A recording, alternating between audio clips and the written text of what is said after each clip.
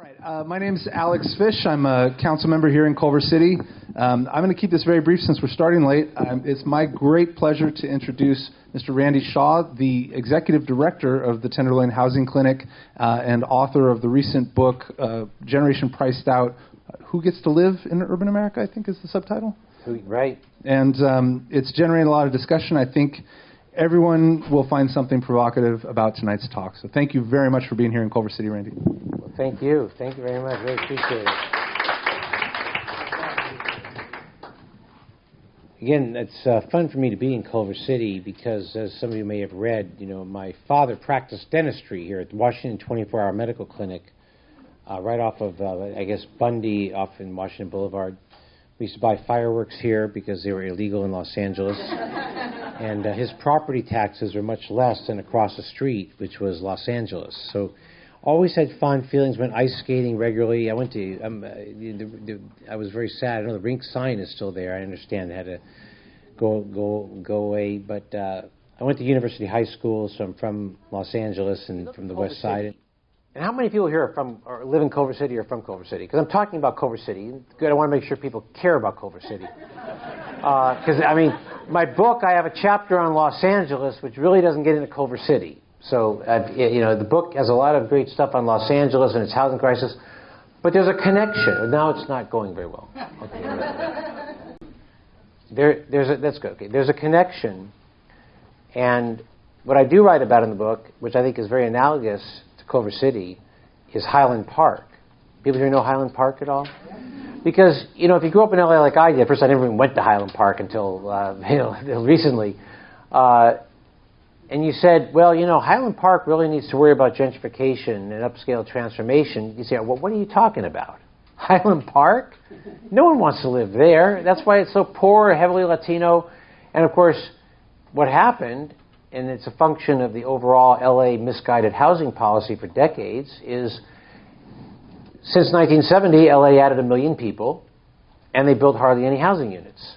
So people who would never imagine living in Highland Park found themselves priced out of nearby neighborhoods. Couldn't live in Los Feliz. Los Feliz was cheap 15 years ago. So you start saying, well, where can I afford to live? And the realtor says, well, what about this place, Highland Park? It's got all these nice old craftsman homes, beautiful craftsman homes.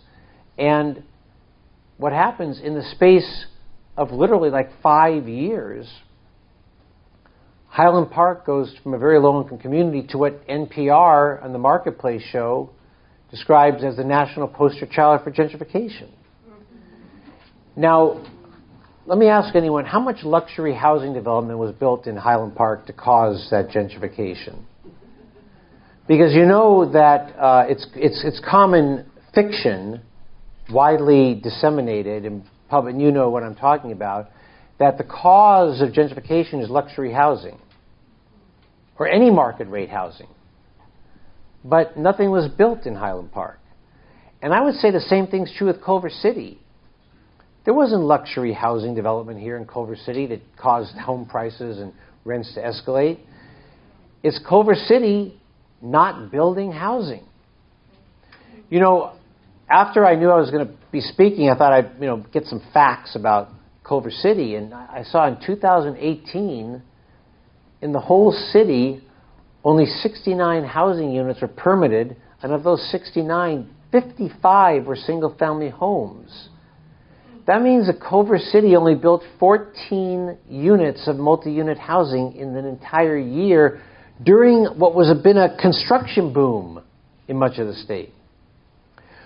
So think of this. I'm sure you've thought of this, and this isn't news, but you're bringing in all these jobs with the tech industry, Amazon, Google, and all that. You're adjacent to Santa Monica, which has their tech industry. You're adjacent to LA, which is adding jobs. And people working in the jobs in Santa Monica and LA can also live in Culver City, right? And you have a transit line. So if you don't build any housing, what is that going to do to rents and home prices? It's foreseeable, isn't it? So the interesting question, and this is true, I write about over a dozen cities in my book, why are we letting this happen? Why did we let it happen, and why are we letting it happen? Why are we still letting it happen? I write about city after city. I mean, San Francisco, where I'm from, is a really serious bad offender. But Berkeley, Austin, Denver even has an issue. I mean, New York City, you can go city after city that all had rising populations starting in the late 1970s as what we used to call yuppies, young urban professionals, began returning. Remember yuppies? And the thing about yuppies is that it wasn't a one-time deal. It wasn't like, oh, there just had to be a certain generation, grew up in the suburbs, they came of age in the late 70s, they all want to move in the cities, and then by the 90s they're moving back to the suburbs. No. What we've learned about American history from the past 2 decades is that the age of suburbia is an isolated and unique historical phenomenon. That historically people with money always gravitated to cities. The jobs, the educational opportunity, the cultural opportunities are all in cities. And then after World War II, when cities were in decline, our highway system, our federal government subsidized a massive suburban expansion. And the folks growing up there don't want to stay there. So young people wanting to live in cities started in the late 70s, and it has continued unabated to this day. So given that we know that, why aren't we building housing for this population? Well, if you've read the New York Times this week, you'll see something that I write about a lot in my book, and I've been talking about really non-stop since the book came out in November, the evils of single-family home zoning. If people saw the New York Times last Sunday's lead editorial, sounded like my book. And then Emily Badger's story in yesterday's New York Times about how you can't build housing in most cities because the land you can't build apartments because the land is overwhelmingly zoned for single-family home only. I often hear from people, the same people who say market rate housing is evil, is causing gentrification. They also say, well, we should only build affordable housing. Have you heard people who say that? We should only build affordable housing. Forget the fact there's no money for it, but they want to believe that everything's fine as long as we only build affordable housing. So I say, okay, well, in San Francisco, where are we going to build it considering we have only 2/3, 75% of our land, you can't build an apartment? What's their answer? There's no answer. Let's change the subject. Greedy developers. Just keep chanting, greedy developers. And this is what's got us. And, I look around the room, my friend Gary here and Barbara, and we're all boomers. And we're to blame. I'm sorry to tell you that, fellow boomers, we're to blame.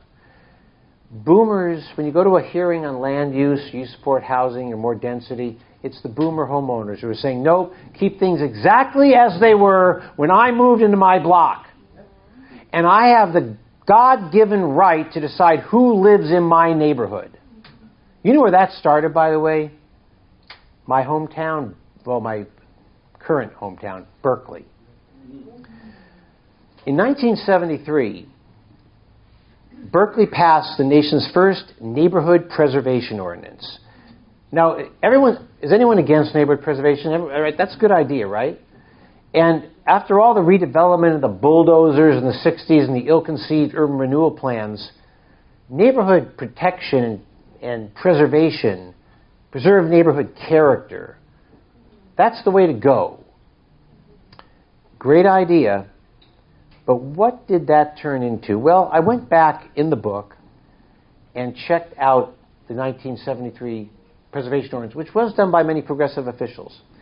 And they were making comments like, we want to make sure we don't get stuck with ticky-tack apartments in our neighborhood, i.e. the apartments where the UC workers can afford to live. Right? That's what ticky-tack apartments are.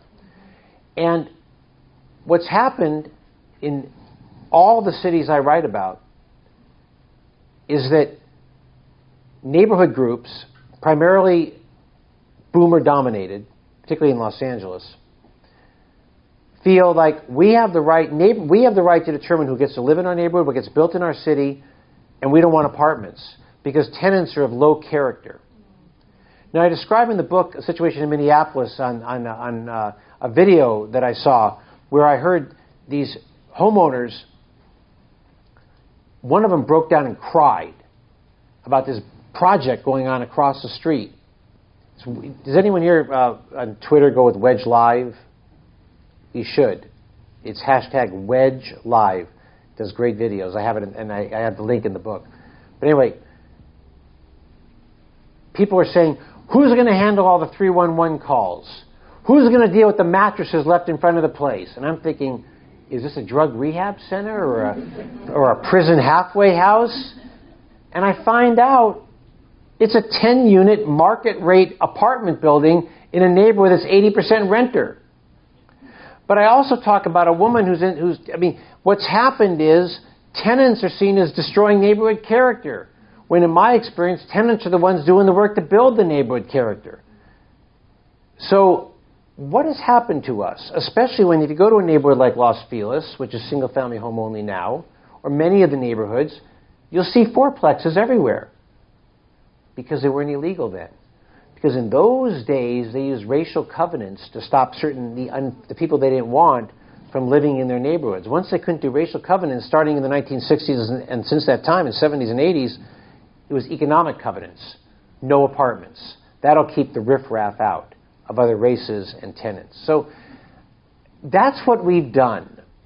And what is astonishing to me, and I describe my book as a call to action, my book is about the progressive cities. I'm not writing about, and I'm not talking about Atherton. I don't talk about Beverly Hills. I don't talk about Palo Alto. Cities that don't claim to support diversity, who want to be elitist white enclaves. That's their agenda. That's their mission. But why is San Francisco, Los Angeles, a place like Culver City, 25% Latino even now, why are our cities following these reactionary elitist and racist policies? That's really the question. And it really gets back to the entitlement that boomer homeowners feel. I mean, you know that in Los Angeles, where Mike Davis referred to them as the Sunset Bolsheviks. You know, the big homeowners on the hillside who they want the government to... They're not free market, these millionaire capitalists. They're not free market, these big homeowners. They want the government to stop you from building anything that isn't a single-family home. So when you can only build single-family homes, and you add, like Los Angeles did, 1 million people, which affects Culver City and Santa, all the area, prices are going to go up. And then we're going to have everyone bemoaning, oh, it's so sad, a teacher can't afford to live in these cities, nurses, firefighters, first responders, none of us can afford it. Well, we created that. And you know what? We can reverse it. Culver City can build more housing. You know, I came in from the airport. I drove down Sepulveda. Usually I go a different way from the airport. I went down Sepulveda. I'm driving down Sepulveda from the airport, and I'm thinking, is this really every unit's like one story?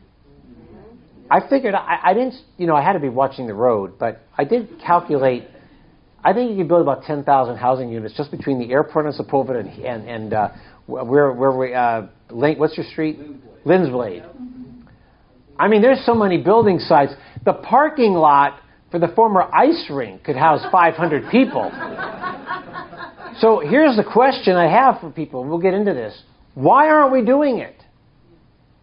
Now, you might have read, they say the donkey kicks hardest when they're in trouble.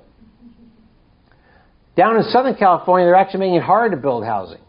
We had a bill in the Sacramento legislature, SB 50, which created... The LA City Council voted unanimously against. Why? It destroyed local control, because the locality is doing such a great job providing affordable housing. God, we can't let the state get involved. That doesn't make sense.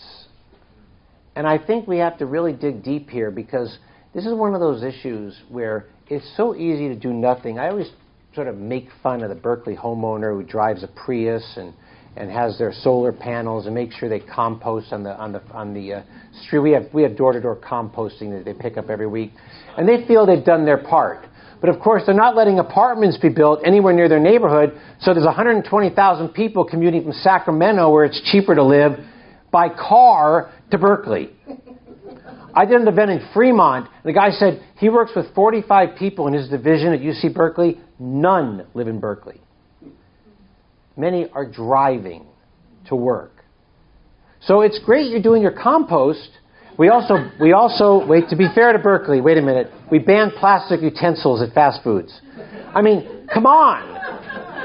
When the State Air Resources Board did their status report last November on the progress we're making to our climate change goals, they said we're not making them. Why? Too much driving. But the people in Berkeley, keep your head down, don't let anyone build an apartment, and we won't look at I-80 where all those people are driving from Sacramento. We won't see that. We externalize the climate change crisis that the boomer homeowners are creating. And so it's not only an affordability issue, it's a climate change issue. And it just doesn't make any sense for us to continue going in the direction we're going. And I think Culver City has a very special opportunity. Because I've been to cities I've been to all these cities, and what often I hear from people, like in Boulder, we don't have any place to build. Of course, Boulder was fun because they said to me, Randy, you got it all wrong. We don't need to build more housing. We have to stop creating jobs. No, right. If you stop creating jobs, people don't come to your city because they can't get work. One problem. There's one problem, big problem with doing that in Boulder, Colorado. What is the biggest employer in Boulder, Colorado? They're exempt from local law. Can't stop the university from employing. So I said that to him. I said, well, how are you going to stop the University of Colorado from hiring? He goes, well, we'll have to deal with that. Go back and put his head in the sand. Boulder is and I have this in the book, Boulder has really gone in the wrong direction. But, I have some optimism. I've seen what's happening in Austin right now. Austin, big tech center. Anyone ever see the movie Slackers? Couldn't be made today in Austin because if you're a slacker, you can't afford to live there. Austin's very expensive. And in my book, I talk about this very sad 3-year process to try to bring increased density. Austin homeowners are like your Sunset Bolsheviks. These folks have had enormous power. After World War II and the GI Bill happened, they rezoned their neighborhoods. So they have to have a 4,000 minimum lot size, 4,000 square feet. Why? So African Americans returning could not use a GI Bill in those lots. That's Austin. But there was an election last November in Austin. You had a candidate for mayor who's pro-housing but kind of scared. He actually broke off 3 years of discussion on increasing density because he said the city was being too divided over it. So he rewards the divisive people by backing off. He ran against the head of the neighborhood groups whose whole theme was Austin for Austin people. It's these newcomers. You've seen those signs. They're all over America. Keep Austin for Austin. We have to, are you sure you have people in Culver City who feel like, let's not worry about the newcomers. It's the people who have housing we have to be concerned about. So they had the election, and I knew the mayor would win, but I thought it'd be close. He wins by 40%.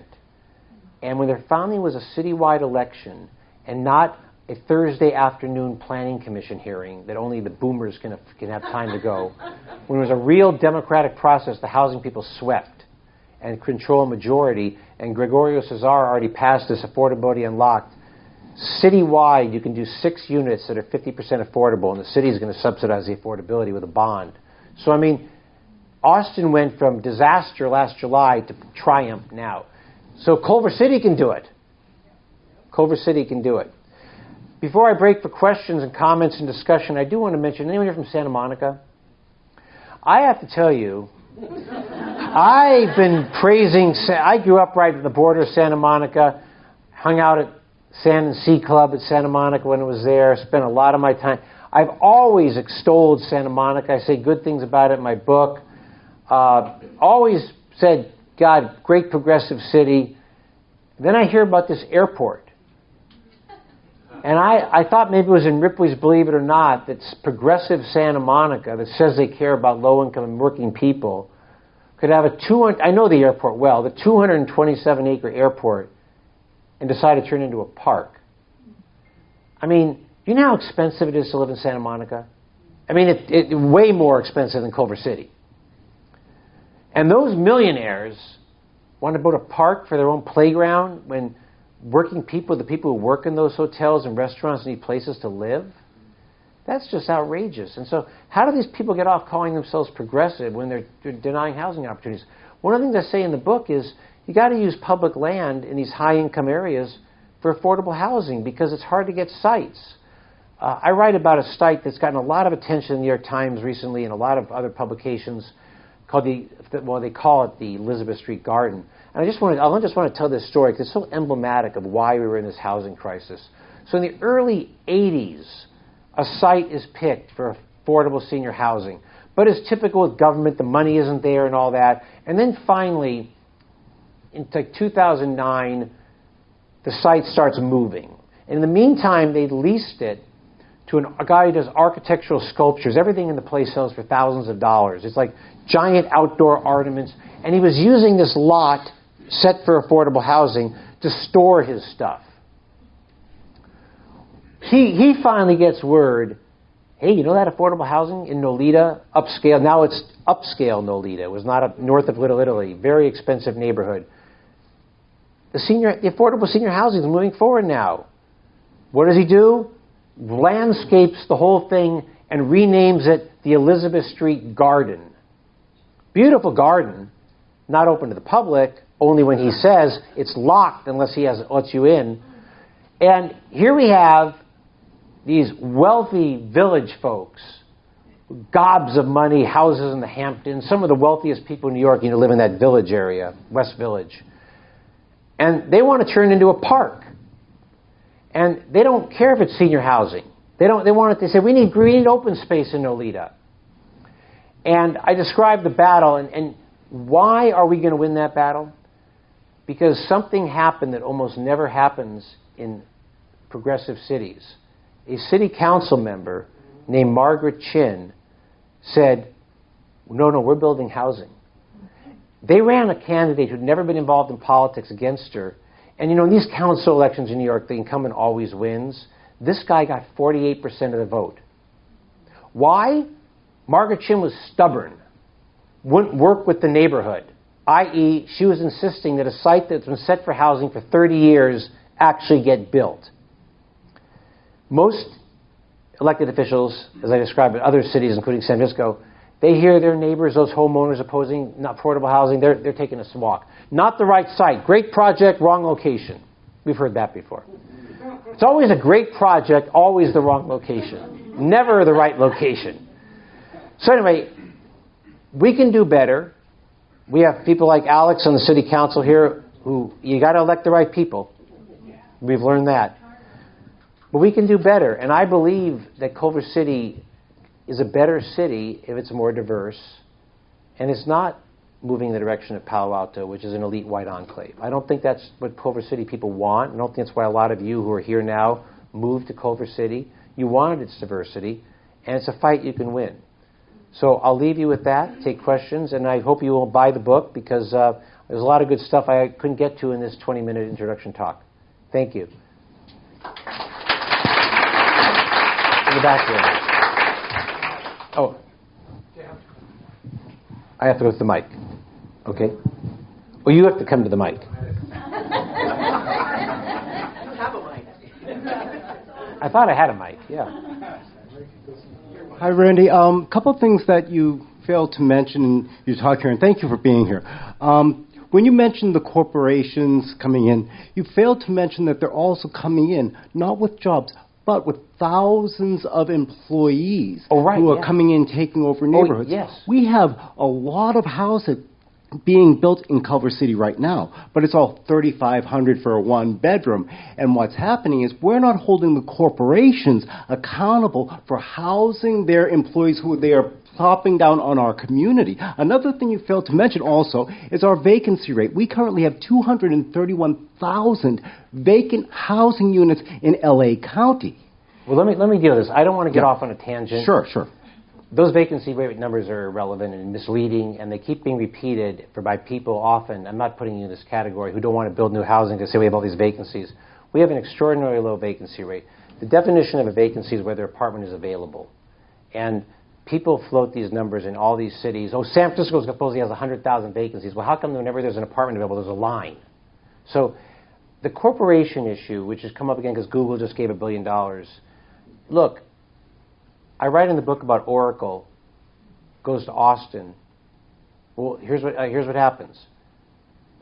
Family housing project in Austin, tenants get all these eviction notices. They can't have rent control in Austin because Texas law, like most states, 34 states ban rent control. You cannot enact rent control.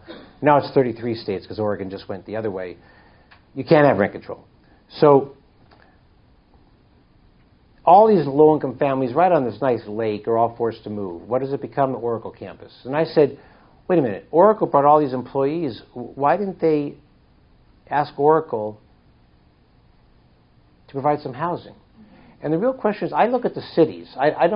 Because we have all kinds of businesses opening. Bank of America opens up something. A stadium opens up. It's up to cities to say, we want you to build. Apple is interesting because Apple's been criticized for what it's done in Cupertino. The Cupertino City Housing, now that Apple wants to build housing, the Cupertino City Council doesn't want them to build it. If you want you guys know about Cupertino? Yeah, okay. If you don't know about Cupertino, the best line about Cupertino was the planning commission who said that the reason she doesn't want to build this 2,500 unit complex, it's a privately 50% affordable, privately, no public funding, but 50% affordable. It sounds a great deal.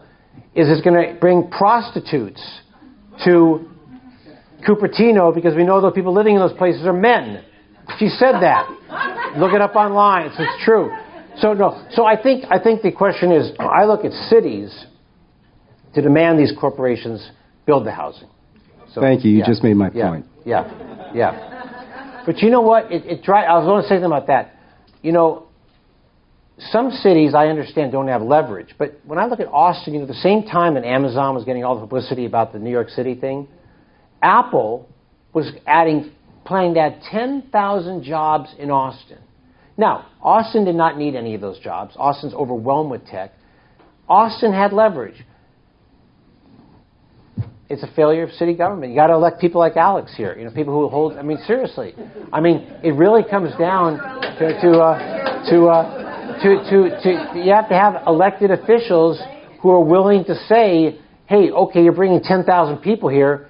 We don't have a supply. What are you going to build? Yeah. Let me go to another person though, because go ahead. Yeah. Are you suggesting that public money should be used to build housing? I've been suggesting that, my whole life, actually. Yeah. In fact, we wouldn't have a housing crisis.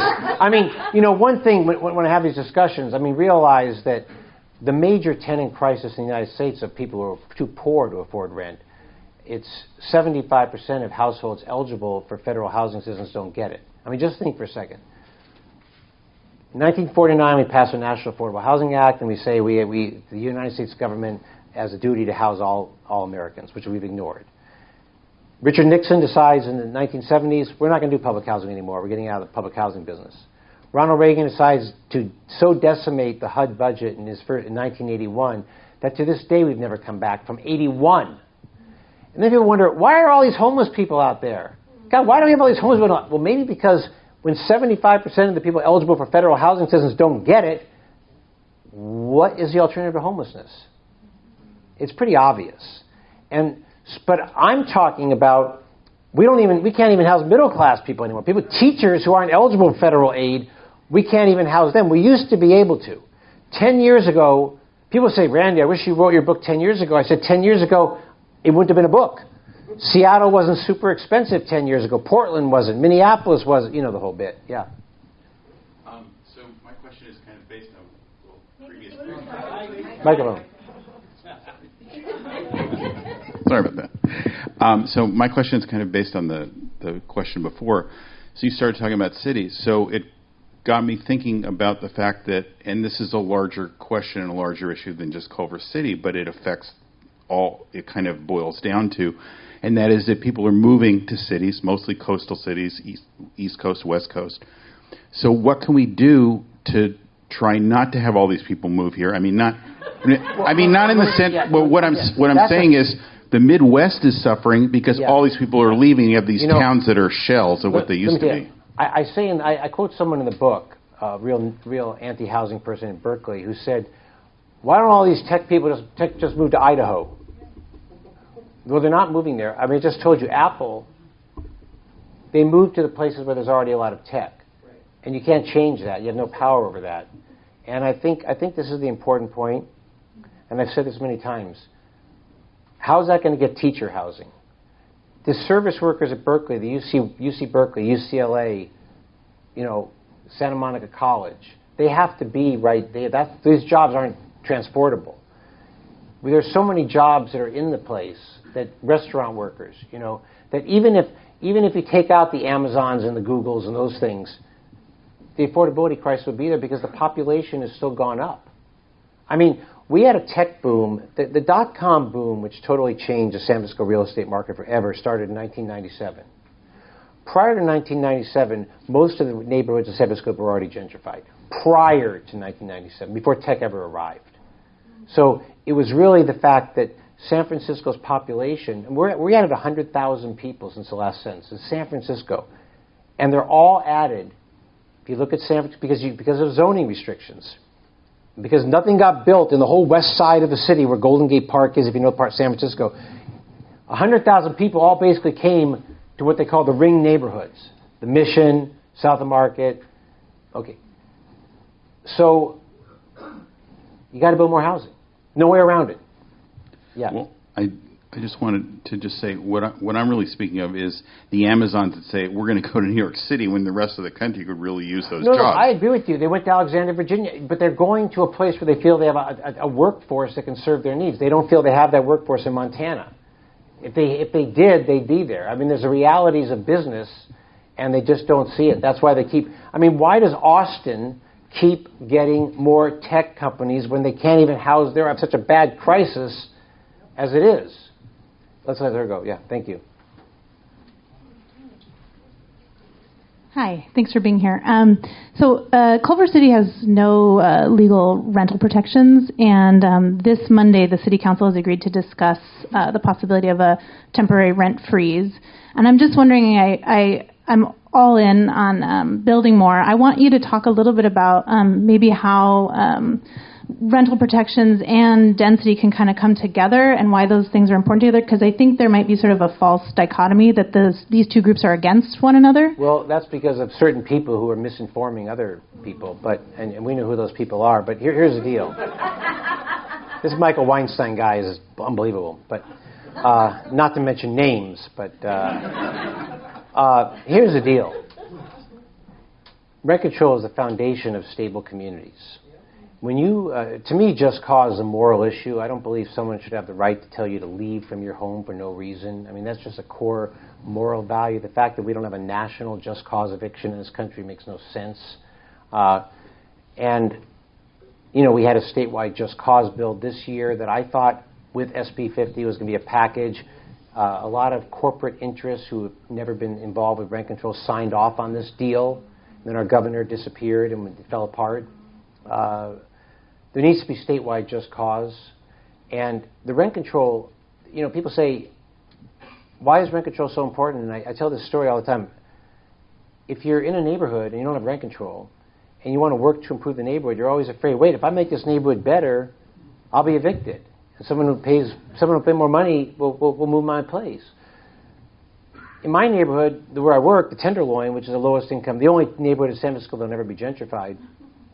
It's true. Never be gentrified. We protected it, and I have a book on it called The Tenderloin, Sex, Crime, and Resistance in the Heart of San Francisco, which tells a story of what we did.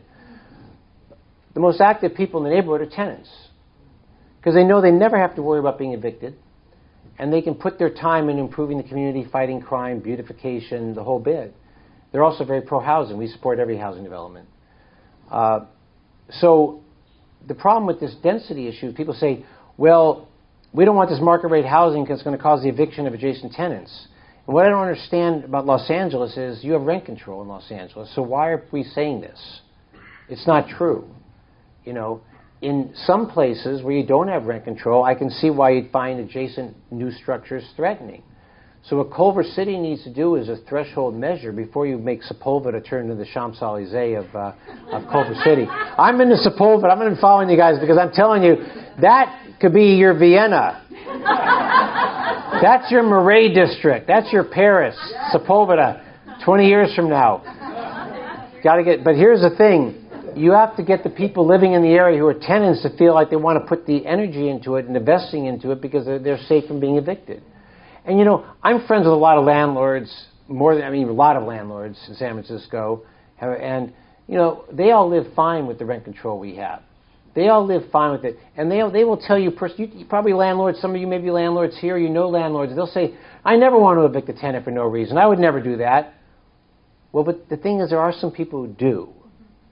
And, the fact that the real estate industry won't even go after the bad apples like that, that's just a sad comment on their moral values. I'm sorry to say, the greed is incredible. I used to be very involved in Sacramento politics. I got some very big bills passed when John Burton was state senate leader.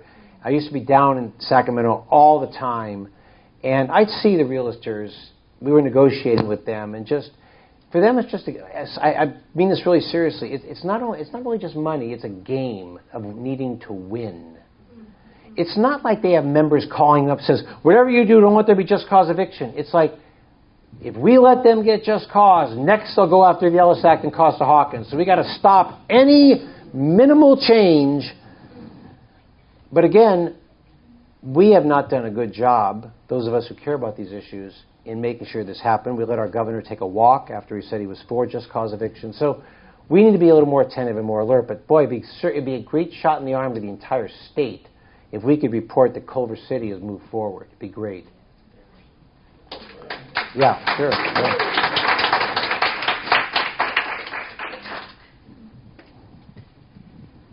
Maybe could you also address what I hear a lot when we mention density? When we are hearing density and building way more, but it's impossible. We can't move anymore. Traffic is going to be a huge I'm glad you brought that up. That's right, because I was saying that when they did the poll, I talk in the book about in Austin, did a door-to-door canvass to educate people on this rezoning plan. Found out the overwhelming concern in Austin was traffic, and the people who are concerned about more housing. Well, if we build more housing, won't it cause more traffic? Has anyone ever heard that argument? And what is astonishing about it, as I mentioned during dinner today, is that, okay, so then you'd explain to the person, well, you have all these people who are living way outside on the border of Austin because they can't get housing near their jobs, so they're driving in. If they had housing near their jobs, wouldn't that reduce traffic? And hey, yeah, it would. But, here's the thing. Is it's kind of like with people not really recognizing that their entire city you can't build apartments. It's just like this view that more people means more traffic. Instead of realizing not if you build it where there's access to public transit. That's why that whole SB 50 concept of building housing on transit corridors. And the LA City Council gets completely hysterical because the hysteria is really about is homeowners not wanting tenants anywhere near them. And yet you have progressive Mike Bonin, for example, joining that crowd. And, it's really sad to see. But the traffic, do you think LA has a traffic problem, right? I see the traffic problem in LA, and then I see, so I was in Silver Lake, because I was here for the LA Times Book Festival, and I stayed in Silver Lake, and I thought, Silver Lake's really nice, but it's like a speedway. You're going down Sunset, and it's like, you have these outdoor eating areas, and there's six lanes of traffic. And I thought, why don't they take off one lane and put plants or parklets, just have a break so when you're eating outside, you don't have a car going by or parking next to you. And I talked to some LA people, maybe you guys here have some opinions on this, and they said, oh, can't do that in LA, car is king. Bike lanes, nope, no bike lane. It can't be, it's not sustainable. I remember very vividly, when I was in junior high school, at Webster Junior High here in LA, some of you might know. When I was at junior high school, did you go to Webster? Oh, great. I was at Webster Junior High School, and we used to have a subject, should LA build public transit? My father was adamantly against public transit. Why? We're not like New York. We don't have a downtown. Anyone ever heard that line before? Now you have a downtown, though. But so what did LA get by refusing to build public transit for decades?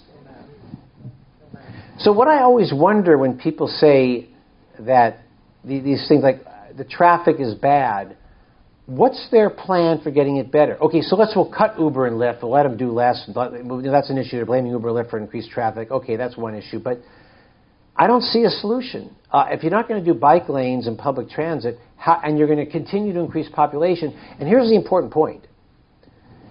If you're running for office in LA, and you said, hey, we have too many people in this city. We shouldn't build any housing. We have to keep the immigrants out. Would you get elected from a single district?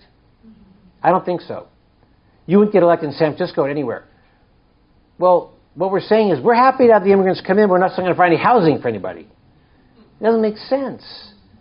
And then we read the stories of people commuting an hour and a half or 2 hours, terrible LA commutes, the worst, as bad as there are anywhere. And we don't say, yeah, but we've got a street like Sepulveda in Culver City that could have 5,000, 10,000 units, and they could walk to work or take public transit. Why aren't we doing that? And when Scott Wiener, a senator from San Francisco, has a state bill to do that because the cities aren't doing it, it's like, we need local control. So it's a completely irrational, we've caused, due to an irrational policy, great hardship to the millennial generation. Boomers are fine if they bought their place at the right time, right? Or they rented under rent control at the right time. But millennials and the like are out of luck. Any other questions? Yeah, go ahead, go to the microphone. I'd just like to get your opinion on school districts are now getting in the game of housing. I believe there's one near Daly City, Jefferson, that is building San Francisco is housing for teachers and San actually Francisco. any employee of their school district. Yeah, San Francisco has the same thing. I'm very big on that. I have that in the book. I mean, here's the thing. We want our teachers, both my daughters are public school teachers in San Francisco, and we want our teachers to be available after school to do clubs. We want them to do parent-teacher conferences after school. You know, kids are having problems, sponsor coach teams, and then we're going to make them drive an hour and a half to where they can afford to live, in Sacramento. And that's what I mean about when people say we only want to build affordable housing, but teachers earn too much for most affordable housing programs. Yeah. So when you're saying we don't want any market rate housing, you're saying forget teachers, forget nurses, forget anyone with a middle class job. So it doesn't make sense, that argument. Thank you for bringing that up. I agree with you on making the population more dense, especially along Sepulveda. But one of the realities is, and I think this with cities all over the country, where they're kind of stuck because they don't have much money themselves, and they've sort of mortgaged their future into paying pensions for public employees that have built-in rate increases, et cetera, so they don't have much wiggle room in terms of actually funding this kind of growth. This is my understanding of it. Well, actually, see, this is, I'm sorry, I didn't mean to cut you off. Sure. Now, here's what I would say, though. This is the genius of upzoning. Doesn't cost any money. It's free. You could have legalized apartments all along Sepulveda, everywhere in Los Angeles, everywhere in California. You could have had fourplexes. It didn't cost the government a dime. The government would make money because of the increased development. So what we're doing, you're right, in fiscally hard times, even more reason to increase density, because it doesn't cost any money. When we're talking about subsidizing the rents of the 59,000 homeless people in Skid Row in LA County, that costs money, a lot of money. Increasing density costs no money. So why are we not doing it? It's because we've allowed the boomer homeowners to strangle the political process. I mean, I don't want to say nothing. I was telling folks during dinner, when I was in high school, Paul Koretz and Zev Yaroslavsky were still involved in politics. I mean, how about some new blood here in L.A.? These old folks' ideas aren't working. No, so the follow-up to that is that, do you think a change in zoning, for instance, along Sepulveda, would be enough of an incentive for for the owners of those buildings to actually build 2, 3, 4, 5-story buildings. Absolutely, there's a demand for it. And here's the irony of it, because people say, like the Scott Wiener bill, which would have allowed 6-story buildings, which only in L.A. are called high-rises. I mean, there was a picture that Caress's people were putting out of a 45-story building. The limit was 6. But so you have a 6. So here's the deal: is you in Culver City, have a citywide 56-foot height limit. Now, my neighborhood, which we downzoned in 1985, it used to be unlimited high-rise development, allows 8 stories. 8 stories is fine.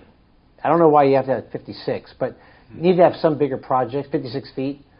Do people know that Culver City has a citywide? Oh, yeah. But here's the thing, is that developers have to build enough units to make it economically viable. So when people say, so there would be a lot of building. That's why Weinstein spent all that money to kill the bill, because he doesn't want anything built anywhere. He wasn't if they weren't going to build anything by increasing the zoning, he wouldn't have cared. So that's why, you think about it, why are we doing this? Who are we benefiting? And I had a video. You could check it out if you go to. If you follow me on Twitter at @BeyondCron, you can follow me in everything I do. And I had a thing with NBC News that was on. You might have seen a video where I spend 2 minutes explaining why single-family home zoning is so bad.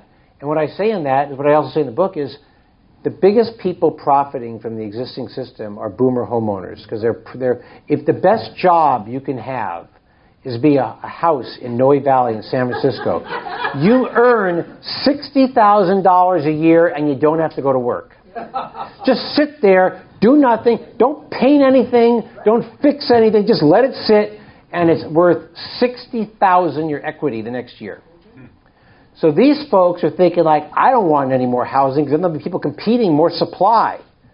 Best to limit it. So if you want to live in Noe Valley, there's only a house that comes on the market every few months, and the bidding starts. There was a house in Berkeley near the BART station, somewhere near 1,200 square foot house. It went for $1.5 million, and there were 55 offers. That's madness. This is the world, but great. It's great if you own it. Yep, it sure is. Hi. Thank you so much for coming today. I was wondering, in the last couple of years, when the state started allowing people to convert their garages into ADUs, has that had any significant impact in increasing housing stock? It actually, depends how you define significant. I would say yes, the numbers, because so many neighborhoods across America do not let housing of any type getting built. ADUs have been a positive addition. But, your hillside homeowners, your Sunset Bolsheviks, they were opposing that too. And, in city after city, these ADU things, legal challenges, Washington tried to do a state ADU bill, which got stopped. So Seattle's trying to do their own one. Even ADUs, and, I was in this in-law unit. It's called an accessible dwelling unit. Here's the thing. I was in this event. I was doing a keynote speech at this conference down in Irvine, and the housing policy chief for Anaheim was talking about ADUs. He goes, well, we don't have a problem with ADUs. Just, of course, they have to be owner-occupied, or else you get into that duplex problem. The dreaded duplex. We got to keep them out of Anaheim. Can you believe that? Why do ADUs have to be owner-occupied? The duplex problem. Go ahead. Hi, thank you so much. I really appreciated your points, and I just wanted to see if you could expand on. I would have to get on my tippy toes here. If you can expand on the economics or the process that you think that just building any type of housing in Culver City, we've only been seeing luxury housing, will trickle down to the low income and the middle class, who these are the families that are being displaced because the rent is so high. I'm so glad you brought that up. Okay, perfect. Because yes. I couldn't put it together. I'm so glad you brought up that question, because it's another thing that Michael Weinstein and his crowd continue to talk about, and people in San Francisco do as well. They say all we get is luxury housing, and if you look at Los Angeles, San Francisco, Denver, New York City, those cities in particular, most of the housing gets built is luxury housing. You know why? Because that's the zoning allows it. You can build a 30-story building in downtown, whereas we've not allowed apartments to be built in most of the city. So where the more affordable housing can be built, it's barred by zoning. People always say, well, wait a minute, but all the housing seems to get built downtown. Right. That's because the zoning prohibits it everywhere else. I mean, let's be thinking this now. And, you know, this idea that every market rate housing, she uses the word luxury. I discuss this in the book because a study was done, if you define luxury homes as homes itself are over $1 million, in 2017, a study was done of every transaction in San Francisco. 95% of luxury homes sold were existing housing. New housing was cheaper because it's multifamily, multi-unit. It's not a single-family home in San Francisco.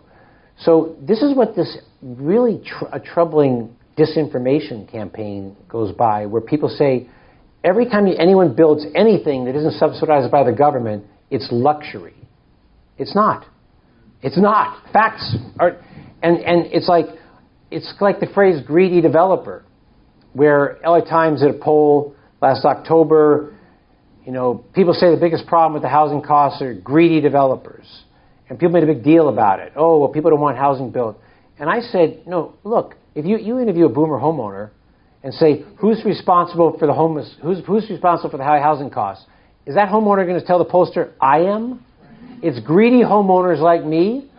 No. The poll is obviously self-serving. Blame somebody else. But most housing built, it's a factual thing.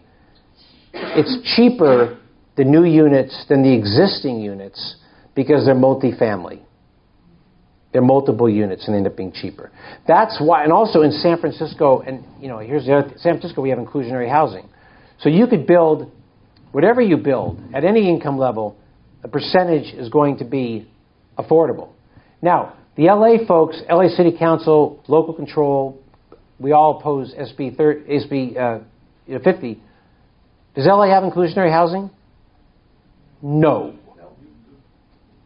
These folks in LA, I don't want to defend LA, but I mean, I don't get it. They know better than the state. They're mad at SB 50, not enough affordability. Developers are allowed to build without affordability. But wait, your own city you can build without affordability. Explain that to me. There's an exception with these TCO projects, but I'm talking about the basic project. No affordability requirements in LA. There's a linkage fee, but that's not an on-site. So I don't get why LA isn't just doing it if it's so vital. Or is that just an excuse to not pass a state law? Yeah. I have a two-part question. Part one is, could you explain inclusionary zoning, because I don't know if everyone here knows what it is. And secondly, what do you think is the optimal amount of affordable housing that would be required? Well, inclusionary housing is when you have to have a percentage of your units affordable, or you have to pay a fee to the nonprofit would build the units. And, you know, there's a lot of, debate about does inclusionary requirements impose too stiff a burden and deter housing and all that. I'm a big fan of inclusionary housing, a very, very big fan. And I think you have to have it. The percentage really is based on studies that cities do. San Francisco is now at 20%. Many cities are at 10%. But I'll tell you, I'm friends with a lot of builders, and their big complaint isn't with the inclusionary. It's with the delay process. In San Francisco, it takes 4 years to go through the process. You know, in San Francisco, you can write it. Any person can write a check for $617 and hold up any development project for 3 months minimum. Just write a check. You don't have to live near the property. You don't have to know anything about the property. Just write a check and submit it with an application. And delay. Now, why do we allow that? Our mayor did a charter amendment to change that. You might have heard about this week. Mayor Breed is very pro-housing. Did a charter amendment to say this is crazy. We can't have these obstacles block affordable housing. and our progressive board of supervisors all opposed it. We didn't get the 6 votes, can't get on the ballot. Why did progressive supervisors oppose it? Because they're chained to the luxury homeowners who want to appeal everything.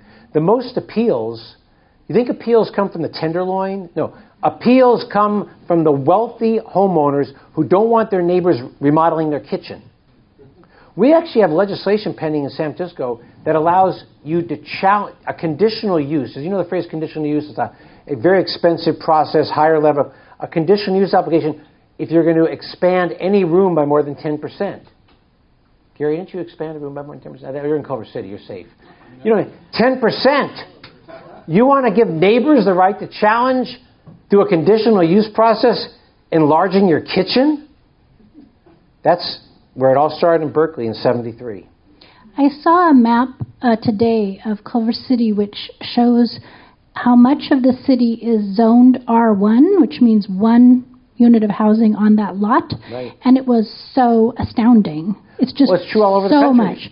And then we wonder why we don't have enough housing. Right. So I'm wondering if you could say a little bit more about, you talked, I forget if it was Minneapolis or Minnesota in general, that they made a change and allowed more per lot. Minneapolis got rid of exclusionary housing last November. Oregon, before the end of the month, is going to vote on a state bill, HB 2001, which would eliminate single-family home zoning in the state of Oregon. I want to leave on it. I want everyone to feel upbeat on this thing, but just a little bit about, here we have California. We have a supermajority of Democrats in the legislature. And we're all progressive. We're always telling everyone else we know better than other states. We're so democratic. We're so great. Oregon started this year with a statewide ban on rent control, which they not only overturned, they imposed rent control and statewide just cause eviction in Oregon, where they only really have one big city, Portland. I know they have Bend, I know that, but we have San Diego, we have San Francisco, we have Oakland, we have a lot of big, San Jose, and we can't even get anything for tenants in the legislature? That's sad. That's sad. But Oregon now, we couldn't even get SB 50, which legalizes fourplex. That's a lot. Even Marin's represented. Marin County, Marin County, they supported fourplexes statewide. And we couldn't even get a vote in our state legislature with supermajority of Democrats. Whereas Oregon's going to pass this. Austin did its thing. Single-family home zoning is on its way out. But it's like other things we do with climate change. We either can keep delaying and keep having the problem getting worse, which we're doing a good job at. Housing isn't getting any cheaper that I've seen. Except in Seattle, where they're building double the housing of other cities. It is getting cheaper. But we keep doing the wrong things, and we get the same wrong results. But one thing about single-family home zoning I want everyone to understand, because there's been a lot of publicity about it. I talk about it all the time. But let's be very clear about something. As great as it is to get rid of single-family home zoning, you really have to increase density across the whole city. What got less publicity in Minneapolis, they upzoned so many parts of Minneapolis. Seattle's done a big upzoning. So it's great to have fourplexes, but when you have the gap in housing in the hundreds of thousands of units, you need bigger projects than fourplexes. So I'm all for it, but that's the tip of the iceberg. And we shouldn't be dancing in the streets. What I want to see along Sepulveda is 6 to 8 story buildings, just like the Champs-Élysées in Paris. You go to Paris, all these boomer homeowners, they go to Paris. Oh, I love Paris. I love the street life. They go to Vienna. Vienna's amazing. You ever see a single-family home in either of those places? They're all 6-story units, 6-story height limit in Paris. Everybody loves it. And we come back here and says, no duplexes. I want to ask you more about publicly owned housing. Yeah. When it was asked, you say you're in favor of it. You talked about the federal government and HUD. But are there any examples, or do you have any thoughts about why even say Culver City with our its budget reserves couldn't maybe get something going on Sepulveda, or more importantly, the state of California, the city of LA? I'll tell you something about public housing. It's interesting because if people hear from DSA, they're always talking about we need public housing. We've renamed it social housing. We haven't built a unit of public or social housing in the United States since 1955, but they've seized upon that as that's all we should build. and then, of course, the existing public housing we have in America has not been funded adequately, and it's in crisis everywhere. So for a lot of political reasons, there was a shift to having private nonprofits build and manage affordable housing instead of the government. Why people are so enamored with the government of the United States running housing is not clear to me, because we've done a terrible job. And even when Clinton was president, he demolished 100,000 housing units under the Hope 6 program and didn't replace them. Bill Clinton. Democrats had a majority, ran everything from 92 to 94, and they passed that thing. So, I mean, I don't know why it's so popular, but Culver City must have nonprofit housing development groups who could build. But the money, many cities feel the money isn't there, and it is true that there's not money because HUD is deeply underfunded. And Jerry Brown didn't believe in funding affordable housing. So 8 years of Jerry Brown, we got no funding at all from the general fund. Newsom's put some money in, but then let me just, because I want to finish because we're going to be over soon, but one thing I want to alert all of you to, when you read or hear Gavin Newsom added $2 billion to the housing and homeless budget, do people hear that? And everyone's all excited. Well, just think of this. You guys passed in L.A. a $1 billion thing for the homeless, and it's going to create 7,000 homes. That leaves 52,000 more people. So $1 billion isn't very much money in California. California needs $25 to $50 billion to meaningfully address its homeless crisis, not $2 billion. So that's why it's going to have to be from the federal government. We don't have the money. And we can do increment. I run homeless programs. We house a lot of people. We house 2,200 people. Pay rent for another 800, so with 3,000 people we sort of house. But we still have 8,000 people who are homeless in San Francisco, because you need a staggering amount of money, and you have to build a lot more housing. Let's do these last two, and then I won't have time for the book signing, because hopefully you guys will buy the book. Sure we will. I haven't... Hi. You're talking about how sad it is, and people are stuck in their cars, and we're in traffic, and we need billions and billions of dollars. But deep in the dark web, there must be a reason why California has not done this. And for some dirty little reason, do we have any idea why underneath? As I said, it's very simple. Well, simply money and boomers? No, well, wait a minute. I mean, we didn't have a homeless crisis before 1982 in this country. Okay. And what a coincidence. Just as urban cities are gentrifying, the federal government gets out of the housing business. So there's a very clear cause and effect, and we've never spent the money to deal with homelessness. So, I mean, and until this year, no presidential candidate or president has even proposed it. Elizabeth Warren's $3 billion plan, a very ambitious plan, and other candidates have done stuff as well. But even when we had Obama and Clinton, there was not a meaningful increase in funding. Sad to say. So the money never came. Okay, so that's the sadness. Big money never came. And in the zoning, I mean, the reality is that many of the communities I talk about weren't really like Culver City. 15 years ago, if I were here, you wouldn't know anyone in this room. What do you mean Culver City's got a housing crisis? 15 years ago, everything was cool here. No longer. Last question, then I'm happy to, again, thank you all. Thank you, Mr. Shaw, for being here. Some of your ideas, I think, are fantastic. Some of them I have disagreements with. One that I wanted a response on is, the idea of statewide just cause. I used to be a manager for an apartment building, 30-unit building, rent-controlled here in Los Angeles. It's under just cause. There was an individual used to smoke in the unit, throw trash on the ground, things of that nature.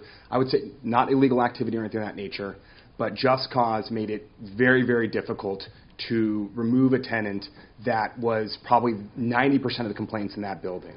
On top of that, there was one other individual, only 2 times that I really encountered having, dealing with just cause, was an individual, non-payment of rent, something very straightforward. But in practicality, they were able to use the court system after 2 months break. They ended up dragging out for 6 months afterwards.